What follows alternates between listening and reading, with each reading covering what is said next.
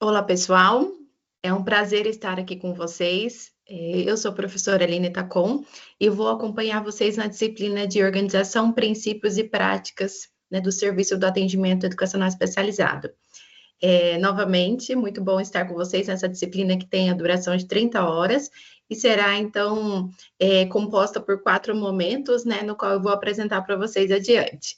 Então, eu sou pedagoga de formação, sou terapeuta ocupacional, trabalho, né, na Universidade Estadual do Paraná, da Unespar, dentro do Núcleo de Educação Inclusiva e sou responsável pelo atendimento educacional especializado aqui da instituição. Então, o AE, né, que a gente conhece, ele versa desde a educação básica até o ensino superior. Perceba que essa característica a gente vai conversar ao longo da nossa disciplina, tá? Então, a minha especialidade é educação especial, educação inclusiva, a área da psicopedagogia e da saúde mental. Eu sou integrante do núcleo também de educação inclusiva aqui da instituição. O objetivo dessa disciplina, ela é dividida em 4 momentos. Então, no primeiro momento, a gente vai falar um pouco mais de um documento que é orientador para o EE, que é o documento da Resolução 02 de 2009. Num segundo momento, a gente vai falar um pouquinho sobre o ensino colaborativo e a importância do profissional do AE no ensino colaborativo.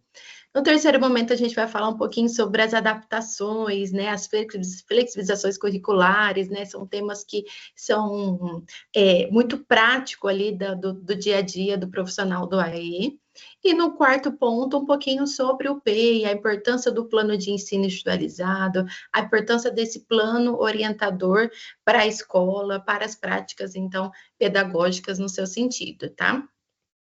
Então, esse momento agora, nós estamos vivendo o primeiro momento, que é a análise, o estudo das diretrizes operacionais, então, do AIE, tá? O documento já está disponível para vocês.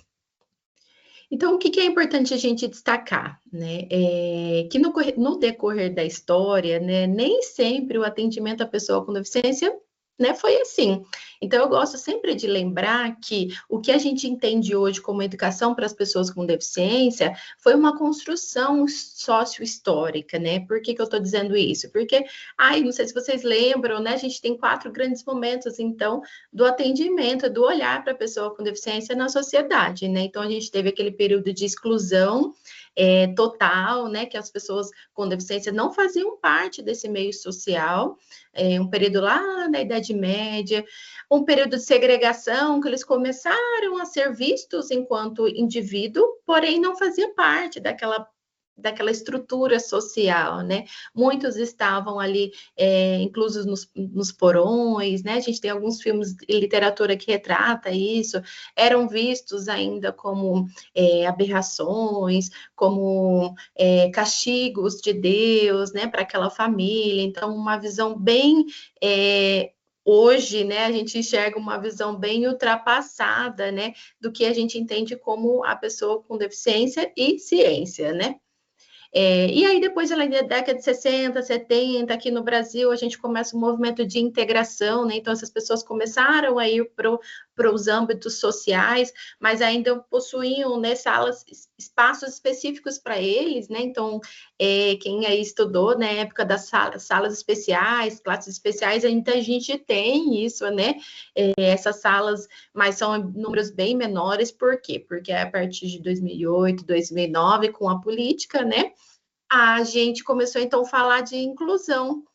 E aí, né, entende-se que a gente está nesse desdobramento, então, do que é uma política inclusiva de fato, né? E tudo isso é uma construção, né? Então, o que a gente entende hoje desse ambiente de aprendizado é uma construção de todos esses processos históricos, né, que a gente tem que ficar atento. Então, hoje, o nosso maior desafio, de fato, é construir, então, um ambiente de aprendizado, um ambiente que é acessível para todos, um ambiente que olhe para as potencialidades e para as, né, características desses estudantes também. Então, eu sempre gosto de lembrar que a educação inclusiva é uma política em construção, né? Então, qual que é o nosso principal objetivo? Construir um ambiente de aprendizado acessível para todos, né? Independente das suas características, né? Das suas diferenças, um ambiente que é voltado para o desenvolvimento desse sujeito, né? Ah, Aline, mas isso já está consolidado? Não, não está, né? A gente vive ainda um período, né, de construção. Eu até coloco essa imagem de uma obra, uma construção, para a gente dizer que sim, estamos no caminho, né? Muitas coisas ainda estamos trabalhando, né? Estamos consolidando, mas muitas coisas já foram conquistadas, né? E a gente tem que olhar para essas práticas, para essas vivências, no qual a gente já tem bons resultados, né? E espelharmos nelas também. Então, eu sempre falo que essa visão de educação inclusiva que a gente conhece hoje é uma visão que exige mudanças significativas nas práticas educacionais escolares e também na base social, né? Então, assim, quando a gente fala em educação inclusiva, quem a gente pensa, né? A gente pensa as pessoas com deficiência auditiva, intelectual, física, visual, TEA, altas habilidades, superdotação. Então, esse é o público da Política Nacional de Educação Especial na perspectiva inclusiva. Aqui no Paraná, a gente tem uma especificidade que atende também dentro do público-alvo os transtornos funcionais específicos, né? Então, isso é bem importante a gente destacar, que é uma política estadual. Então, os alunos com TDAH, por exemplo, também são assistidos nas salas de recursos. E o que eu gostaria também de ressaltar? Por que a gente está falando, então, do AE? Por que a gente está retomando esse processo? Para lembrar que a educação especial e inclusiva, ela é uma modalidade transversal de ensino. O que eu quero dizer com isso? Inclusive, isso cai muito nos concursos, né? Que quando a gente pensa em educação inclusiva, a gente vai pensar numa estrutura que vai desde a educação infantil até o ensino superior. Então, percebam que eu comecei a falar com vocês, dizendo, olha, eu sou professora do atendimento educacional especializado de uma universidade. Por que na universidade a gente já está debatendo sobre o atendimento educacional especializado? Porque os nossos alunos já estão chegando com deficiência, já estão chegando no ensino superior, né? E o sistema precisa prover meios de atendimento individualizado para esse aluno. Então, frutos da Política Nacional de Inclusão, esses alunos estão chegando, né, no ensino superior. E aí, falando mais propriamente sobre as leis, né, a gente tem algumas leis que foram a base, então, do que a gente tem de hoje como educação inclusiva, né? Então, desde a Constituição Federal de 88, 1988, a Conferência de Jontien, Declaração de Salamanca, que olha, então, para esses indivíduos que estão à margem da sociedade, as diretrizes operacionais nacionais, né, de 2001, o decreto de 2004 do Brasil Acessível, e aí em 2008 a gente tem aquela grande publicação da Política Nacional de Educação Especial na Perspectiva Inclusiva, que foi a política orientadora, então, do processo inclusivo. Aí a gente traz aí temos, né, então, a resolução 0409, né, que traz, então, as diretrizes para esse atendimento. Que é esse documento que a gente vai falar um pouquinho mais, tá? Mas em 2015 a gente também tem um grande documento importante que é a Lei Brasileira de Inclusão, tá? Então esse documento também, que é o Estatuto da Pessoa com Deficiência, ele é bem importante, principalmente para quem quer conhecer as leis, principalmente para quem quer se debruçar, até na pesquisa mesmo é importante esse documento. Então, é difícil falar sobre a resolução 02/09 sem falar da política nacional. Então, a política nacional de educação especial na perspectiva inclusiva, então foi o que a gente fala, foi o pontapé inicial para a gente entender, então, sobre o que era os caminhos inclusivos, né? Então, lá em 2008 foi publicado esse documento que falava, então, sobre o atendimento da pessoa com deficiência nas classes comuns, nas classes regulares, né? Naquele momento, foi né, em 2008, quem vivenciou esse momento lembra que foi uma grande incerteza, um grande debate nacional sobre como nós vamos, né, inserir esses alunos no ensino regular. para quais meios a gente vai utilizar, então, para atender esse aluno, né? Então, esse documento foi recebido, né, com um certo anseio, porque as escolas não estavam preparadas para receber. Estamos hoje ali? Não, estamos em construção também, mas muita coisa já foi, né, alcançada. Então, com esse documento, a gente entende que acesso e participação em desenvolvimento da pessoa com deficiência também é responsabilidade da sala regular, né? A escola é um espaço de valorização e de convivência, de humanização, né? Por isso que os nossos alunos estão, né, também no ensino regular. O ensino comum, ele se torna complementar, né? As salas, o atendimento especializado e o ensino comum são suportes complementares aí, então, no atendimento desse aluno com deficiência. Tudo isso que a gente falou, então, foi base para a gente, então, elaborar, né, promulgar, então, a Resolução 0209. Então, a Resolução 0209, que é o documento que eu disponibilizei para vocês, ele, sim, é um documento, né, que fala sobre as diretrizes. Então, olha só, a gente tem um documento nacional que vai falar, olha, a partir de agora, sim, teremos inclusão, né? Mas como vamos fazer isso? Então, vem a resolução falando sobre a construção do atendimento educacional especializado, como a gente entende hoje, tá? A resolução 0209, ela fala, então, sobre as diretrizes para o atendimento do AIE, sobre as salas de recursos, como ela vai se estruturar, como ela vai buscar, então, eliminar as barreiras de desenvolvimento desse aluno, elaborar estratégias de acessibilidade, elaborar recursos para que esse aluno se aproprie do conhecimento científico. Então, o atendimento educacional especializado, ele é visto como um apoio ao aprendizado. Então, quando a gente fala de inclusão, é importante a gente entender que lá em 2008 foi se estruturando, né, meios, mecanismos para que a inclusão acontecesse. Um deles é o atendimento educacional especializado, tá? Por que eu estou dizendo isso, né?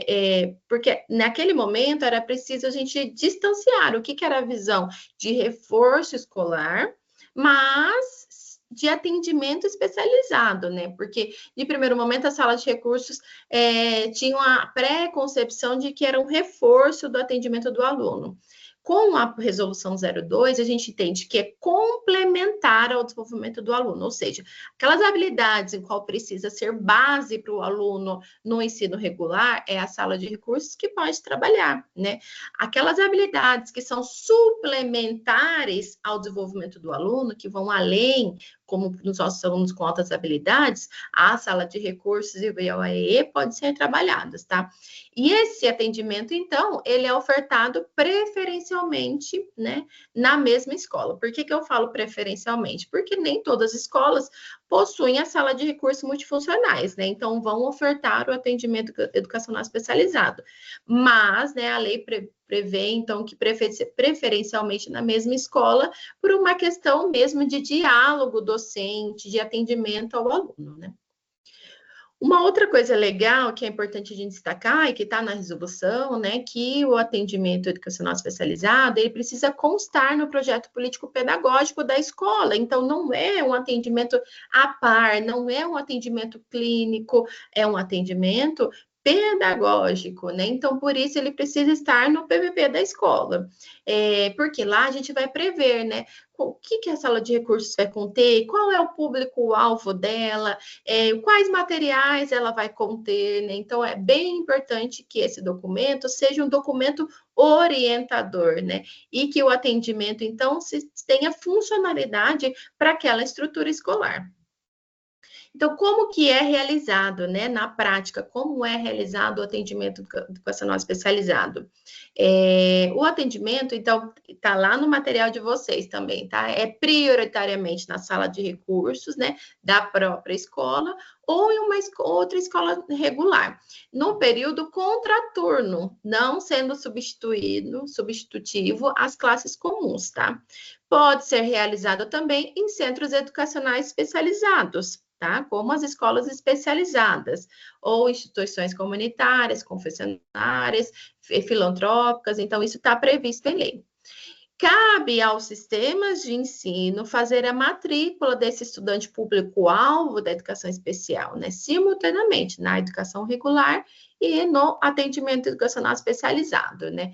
E o que é importante a gente ressaltar que nem sempre só a matrícula desse aluno vai garantir a inclusão. Quando a gente fala da importância, né, desse registro da matrícula, é justamente para a escola prover os meios de atendimento a esse aluno, os meios de atendimento individualizado a esse aluno, tá? Então, mas é responsabilidade da escola fazer, então, essa matrícula. Aline, então, como que é feito, então, o financiamento, né, o pagamento? Isso está previsto lá no artigo 8. Então, para que o atendimento educacional seja realizado, o governo, né, a União prevê, então, o pagamento duplo de matrícula. O que eu quero dizer, né? O pagamento da matrícula do ensino regular por o pagamento do atendimento educacional especializado. Quando a criança está nos dois ambientes, no mesmo local, a escola recebe, né? Então, financiamento duplo desse aluno. É o valor ideal, né? Precisaríamos de mais, com certeza, né? O nosso aluno requer uma especificidade de atendimento, mas a lei já prevê, né, essa duplicação ali dos fundos do Fundeb para o pagamento, então, do atendimento educacional especializado. Outra coisa que eu não posso deixar de ressaltar para vocês é a importância de a gente ampliar, então, esse olhar do atendimento educacional especializado para além, né, do reforço, para além da substituição do ensino regular. O aluno, público-alvo da educação especial, gente, ele é da turma regular, ele é da escola. O professor de atendimento educacional especializado, ele vem como mais um personagem, mais um agente da inclusão desse aluno. Mas a gente não pode responsabilizar somente nós, professores do AE, sobre a inclusão desse aluno. Né? Então, é necessária essa articulação entre a educação básica e o ensino superior. Então, lá no artigo 9 da resolução, ela fala: a elaboração e execução dos planos do AE são de competência do professor que atua na sala de recursos, né, do centro, com articulação com os demais professores do ensino regular. Tá? Então, quando a gente fala de atendimento educacional especializado, a gente fala de uma visão mais macro mesmo, uma visão que entende que esse aluno é da instituição, é do professor da escola regular, da sala regular e da classe especial, ou da sala de recursos também, tá? E todos esses agentes, então, têm que fazer uma intersecção, entendendo quais habilidades, qual é o desenvolvimento que a gente vai propor para esse aluno. Sobre as responsabilidades do professor do AE, né? Então, esse é lá no artigo 13. Então, ele vai falar um pouquinho sobre qual que é o papel, né, nosso enquanto professor do AE. A gente tem uma importância muito grande, eu falo, porque a gente acolhe esse aluno, a gente olha para as suas potencialidades, olha para o seu desenvolvimento para além dos déficits, para além das dificuldades intrínsecas ao seu desenvolvimento. Eu falo que quem está nessa área precisa acreditar no desenvolvimento humano, né? Essa é a chave de todo o processo. Então, lá no artigo fala assim, que é responsabilidade do professor do AE, então, identificar, elaborar, produzir, organizar serviços, recursos pedagógicos. Então, pensar na estrutura pedagógica desse aluno, né? Elaborar o plano de atendimento educacional especializado, avaliando a sua funcionalidade e acessibilidade. Então, elaborar o plano de atendimento da sala de recursos e também auxiliar lá no PEI da sala regular, também é possível. Orientar os outros professores e a família sobre estratégias, sobre recursos de acessibilidade. Então, por exemplo, algumas salas de recursos possuem, né, softwares de comunicação alternativa, jogos, recursos. Como a família pode inserir isso ali na sua rotina escolar, como outro professor também da sala regular pode colocar isso dentro da sua sala de aula para que o aluno tenha, então, um atendimento com maior qualidade, né? Também, né, papel do professor ensinar o uso das tecnologias assistivas e ampliar as suas funcionalidades, ampliar as suas ocupações, né? pensando na autonomia e participação, então, às vezes, um olhar ali para a comunicação desse aluno, para cadeira de rodas, para os recursos, para uma rampa, por uma barra no banheiro. Então, esses olhares para que vão fornecer maior autonomia para esse aluno também é bem importante, e é nosso papel também. Estabelecer articulação com o professor da classe comum. Lá na aula de ensino colaborativo, a gente vai falar um pouquinho mais, mas é muito importante esse diálogo. Eu sei que é desafiador, porque nós, professores, estamos, né, às vezes, em mais de uma escola, mas é importante a gente, né, traçar uma forma de comunicação com esse professor da sala comum, para que o atendimento educacional especializado tenha sintonia com o ensino regular, com as habilidades que o aluno precisa lá na sala regular. E aí, como eu comentei para vocês, né, uma outra lei que é bem importante é a Lei Brasileira de Inclusão. Então, a gente não posso deixar de destacar, né, que incumbe, então, ao sistema público assegurar, desenvolver, implementar, incentivar e acompanhar e avaliar as estratégias inclusivas e adotar medidas individualizadas. Então, a Lei Brasileira de Inclusão, lá de 2015, ela vai confirmar tudo que a gente já, né, entendia enquanto inclusão antes, né, 2008, 2009. Ela vem, então, retificar que a escola precisa adotar medidas individualizadas e coletivas que maximizem o desenvolvimento acadêmico do nosso estudante, favorecendo não só o acesso, mas a permanência, a participação e a aprendizagem desse aluno na instituição, tá? Então, quando algumas pessoas perguntam, Aline, mas é direito desse aluno, por exemplo, ter acesso às adaptações? Sim, está lá na lei brasileira, falando sobre, no artigo 28, falando no inciso 5, falando sobre a adoção de medidas individualizadas, tá?